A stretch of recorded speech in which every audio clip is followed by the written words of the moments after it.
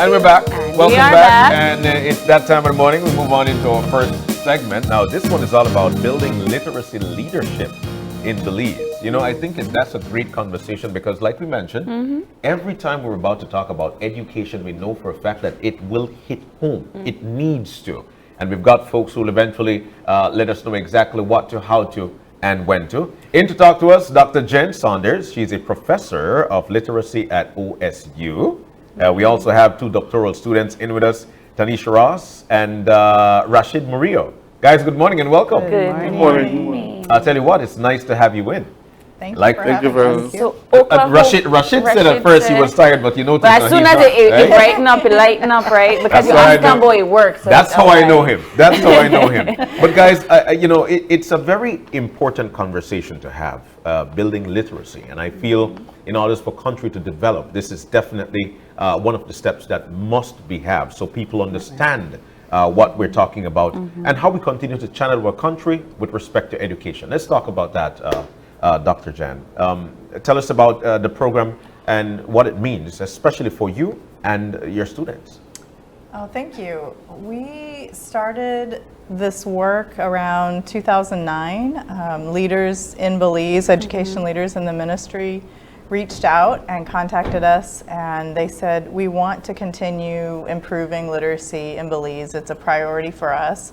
And I was a fairly new professor at that time. I think that was my third year. And they said, who's interested in going to Belize to see how we might partner? And I was like, me? Sure, I'll go. So I came with a couple colleagues, and we got to meet people, meet teachers, meet education leaders, and start the partnership at that point. And we've been working ever since in different capacities and on different ways to try to improve the expertise within Belize, so that people from the outside don't have to keep coming in. So can you give us a little bit more details of those capacities? Because I want to get into your separate researches, but just talk to us a little bit more about what you mean by that. About what I mean by The building the capacities. building the yes. leadership. Yes. So there, in 2009, and even now, there weren't many people in the country who have expertise, who have a PhD in language, literacy, and culture. There are plenty of folks who are doing the work, but there aren't that many people who have that specialization, that deep expertise to understand the research, to understand the best practices, to understand the theory that supports good teaching. And to know which practices you're going to get the most leverage out of. And so we were doing smaller projects along the way, and we kept coming up with this question of how do we create a sustainable capacity within Belize so that Belizeans have the expertise within the country and aren't reliant on, professors from other education institutions to share that. And we thought, we need professors in Belize who can train the teachers, because in some ways a lot of movements have to start bottom up, but then other ways some movements need to start top down. And this is one of those cases where if you don't have teacher educators who are trained with deep knowledge in language and literacy and the intersections of culture in those processes, then they're not training the teachers. So then when the teachers go out, they don't have that beginning foundational knowledge to be really teaching literacy and meeting all the needs of the students in the classroom. So that's how we got started. Since you guys started in 2009, you had mentioned, how many teachers have been a part of the program? Oh, well, I used to bring study abroad. I used to bring students for a study abroad project. So I would have teachers from Oklahoma. They were either pre-service, meaning they haven't started teaching yet, or they were in service. They were already experienced teachers. But I would bring 8 to 12 teachers each year, each time I came, and they would partner with teachers here in Belize, and we would co-teach together, and so they would learn from each other. A lot of the Belizean teachers know the culture, the context. And so my students would learn from them, and they would learn from my students. So we did that for 6 or 7 years over over a time span. Yeah. And then I did some professional development with teachers. Most of it was within Belize City in the more southern schools and in the south side of the city. And then we would do some professional development over the years, like in August when teachers come back for training, we did some literacy instruction then. And then that was when we started to rethink what we were doing and try to figure out, okay, this is a lot of work for not a big impact. How do we make a more sustainable, a bigger change? So yeah. So I want to go into Tanesha and Rashid for a minute and talk to us about your experiences. Tell us about what it's like working with the Oklahoma State University. And I really want to get into your respective research because it's all about literacy and they both impact culture. Indeed. Right? So Tanesha, your thoughts, and then Rashid. Or primarily, why did you even want to be a part of this program? Okay. Well, when we saw the call in 2019, of course, it stuck out because it was pertaining to literacy. And since I used to teach at the high school, there was where I noticed a gap. There was where I noticed the need for literacy. And so I progressed from there and I became an administrator. And I also realized that the need still exists. And so when the call came for us to be a part of the cohort or to sign up, I was there. And I signed up and it's very important for me because I want to be an agent to try to close in the gap that I see happening here in our country. Rashid? Actually, for me, I've known Dr. Saunders before the cohort because she worked at my school where I teach. Shout out to St. John's Anglican School. Yes, so I've been working with her and I felt that there was something missing that I wanted to know more. There was a thirst to learn more. When she, like she said, when she came and we worked with their teachers and we learned a lot, I was interested in, okay, so what does that mean? How far does this go? When the opportunity came up in 2019, while I felt small to do it, I felt the call to enter. And it was a yes to learn more immediately, not only for myself, but the opportunity as to who I could help Of course. when I'm finished with it. So then talk to us about where your research is headed because you're doing literacy, yes, but you are also pertaining to bringing in more of the minorities languages, more of the underlying, the neglected languages, I would say, into the education capacity. So talk to us about that. Well, I can only speak for me. We have 18 really spectacular members of this cohort. And there are 18 different researches that we want to do and we are interested in. I'm particularly interested in multicultural literature, which is like diverse literature for minorities, children of color. Why? Because I want better readers in our country.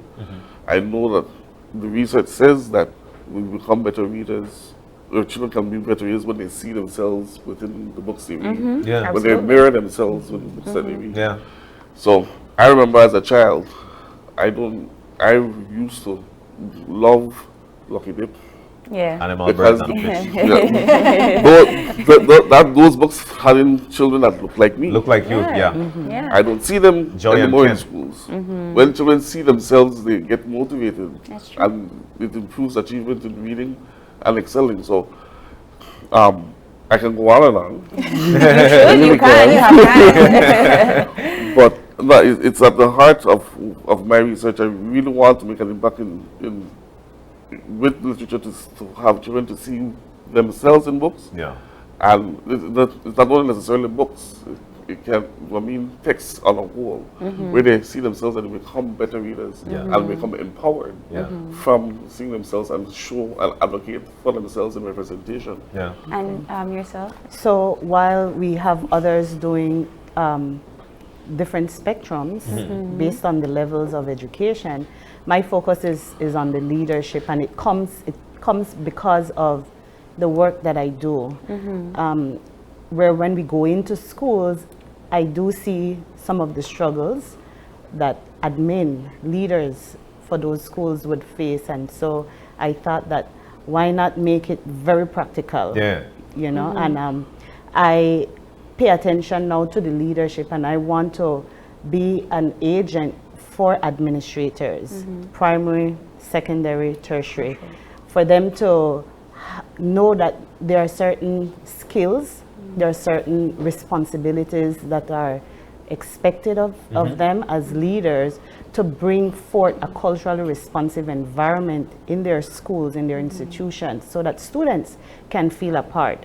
When, as Rashid mentioned, when students see themselves or feel as if though they are acknowledged, then that motivation is there. The motivation to succeed becomes necessary. And so I want to be able to empower leaders to create an environment that is culturally responsive, that allows students to perform better. You know what I love most of what you say, for what you've said, and Dr. Jenn, I'm coming to you shortly, because I'd like for folks to know what are some of the other areas they could actually tap into. But primarily, when we think about education and we do anything about education, there is always an area that is missed. And so therefore, you tapping into that leadership role when it comes to administrative, people forget that there is a marriage between the two. If I'm not able to with the administrative area, then how am I going to educate the students? So that's a great area to actually tap into. Dr. Jenn, what are some of the other areas that teachers who would like to be a part of this could actually tap into? So the focus of the program overall is the intersection of language, literacy, and culture. And one of the beauties of Belize is that it's such a multicultural, multilingual society. And our cohort has really taken that sort of emphasis to heart.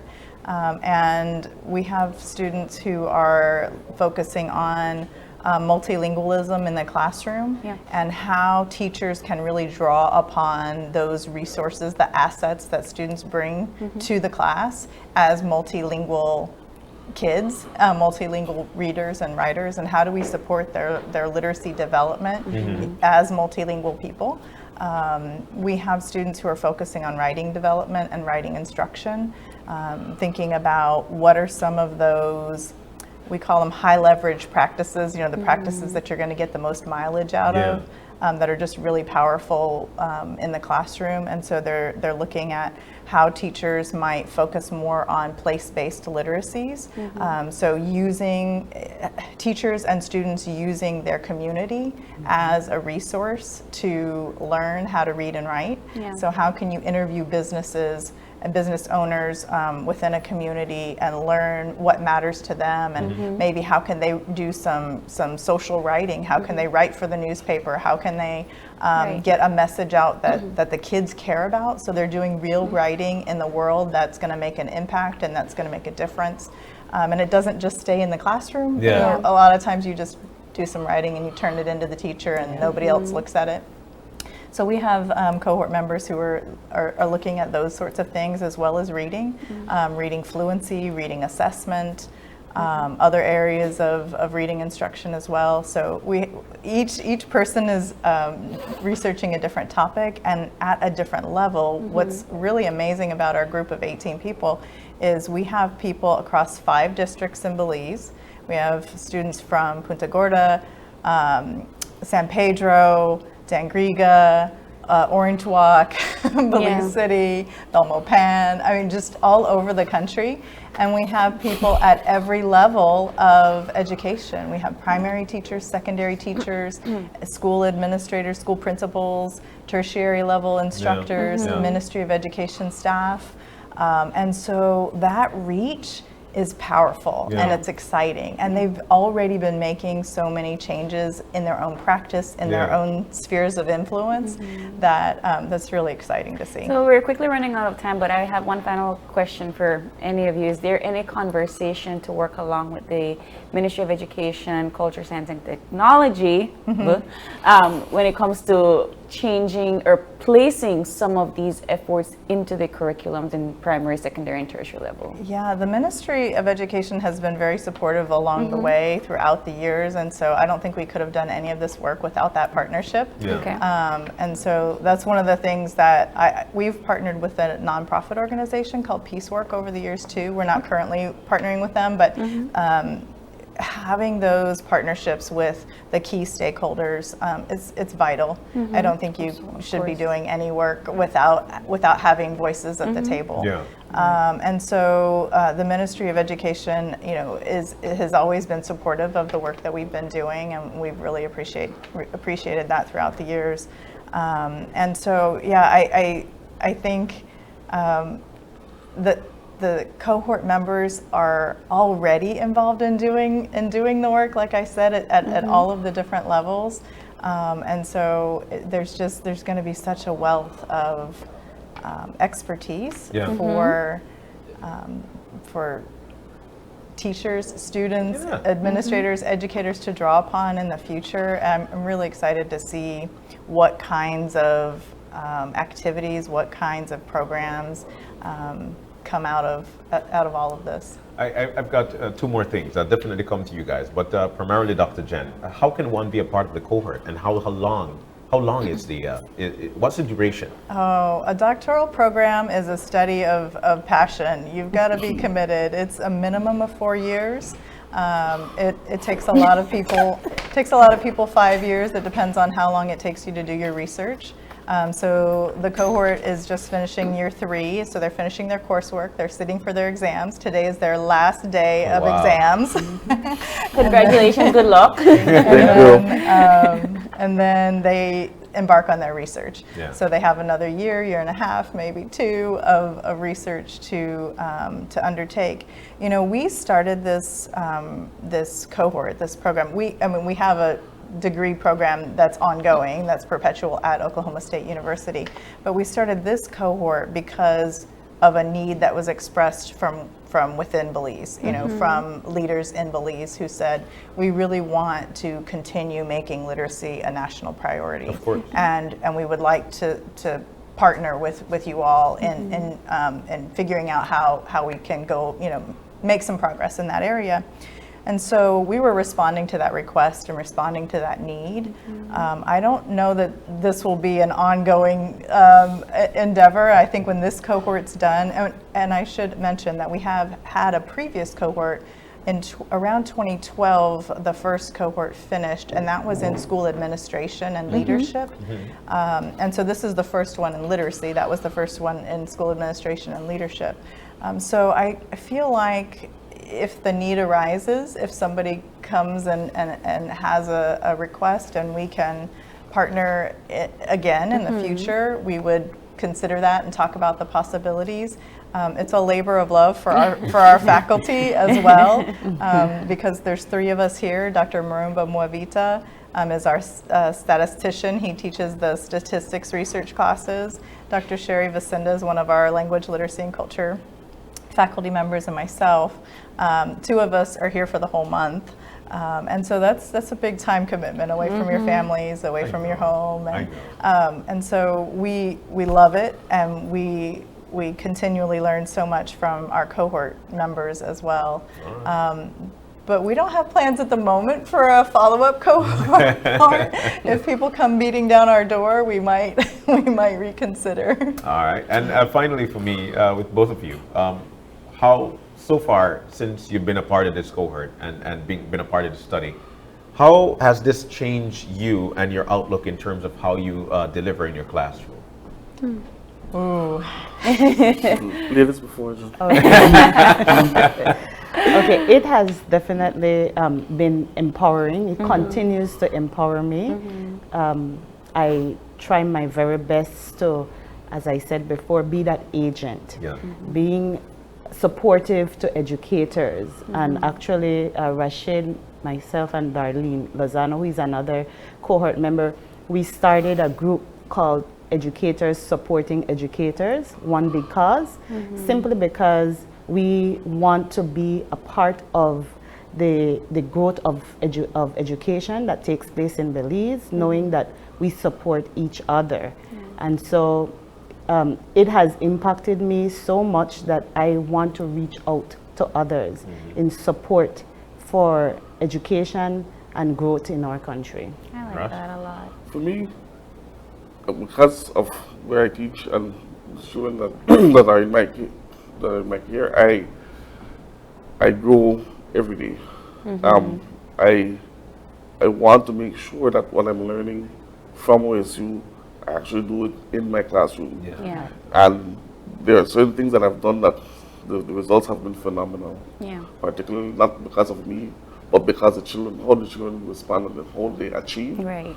So I've grown so much, and I'm realizing that I still have a ways to go. And I'm excited to see what else is out there for me to learn, and to learn from the children and how much they themselves can learn. Yeah. Love it. I don't know if we Excellent. have time, but I would love to brag on Rashid because I took 3 groups to St. John's over the years, and he has been a teacher there the whole time, and he just soaked up the instructional practices, the small group guided reading instruction, the use of culturally relevant literature in the classroom, the writing lessons, and applied them with his kids and became a teacher leader in many ways in the sense that he trusted the practices enough to try them out, Yeah. and then he saw the benefits with his students, and then he became an advocate for those practices. Perfect. They work. Excellent. They work.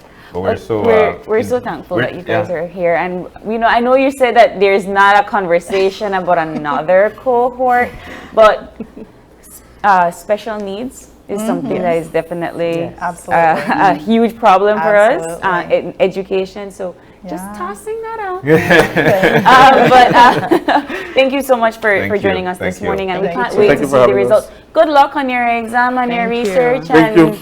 dissertations, and we can't wait to see what you guys put out. So thank you so much. so much. All right, much. so we're going to take a break, but I'll tell you what, there's a big question that everybody would ask. Some folks might say, what's going on with COVID? You might hear too much, you might hear less, but the question is what's going on? We'll have the professionals in to tell you exactly what's going on with COVID and give us the numbers when we come back. Stay with us.